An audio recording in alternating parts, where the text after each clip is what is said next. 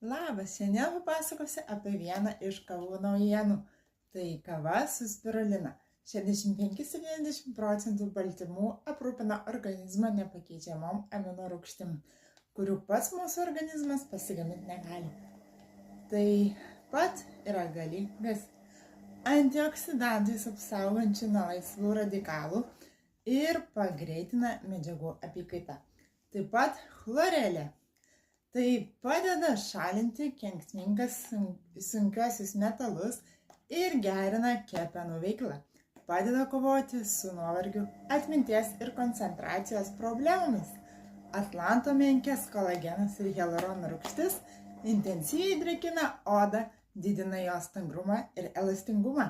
Erškėtuogių ekstraktas, kuriuose gausu C vitamino, palaiko tinkamą nervų ir imuninės sistemos veiklą. Valo inkstus, mažina nuovargį ir pavargimo jausmą. Dumblio ekstraktas stimuliuoja žarnyną ir skatina sotumo jausmą. Dėl savo šlapimą varančių savybių naudojamas detoksikacijai ir patinimui mažinti. Na ir dar taip pat yra jame jodo. O jodas mūsų organizmui, tiksliau odai, gražina odą.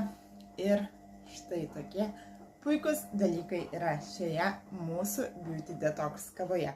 Tad jeigu domina tave, nori išbandyti šį puikų produktą, šią kavą, aišku, kava nėra taip, kad kaip papildus gerti ten kasdieną ir panašiai ir vartoti ten, tarkim, Beauty Detox vartodavom prieš maistą šitus papildus. Štai, šios papildus vartodavom prieš maistą, bet mums sakė, kad kavą rekomenduojama gerti tikrai ne ant tuščio skrandžio, nors vandens išgerti stiklinę ir tuomet gerti kavą. Tad tokį puikų šaltinį sveikatos mes turim kavoje. Tad jeigu nori įsigyti, parašyk man, užsiregistruok, sutaupyk arba pirk iš manęs be nuolaidų.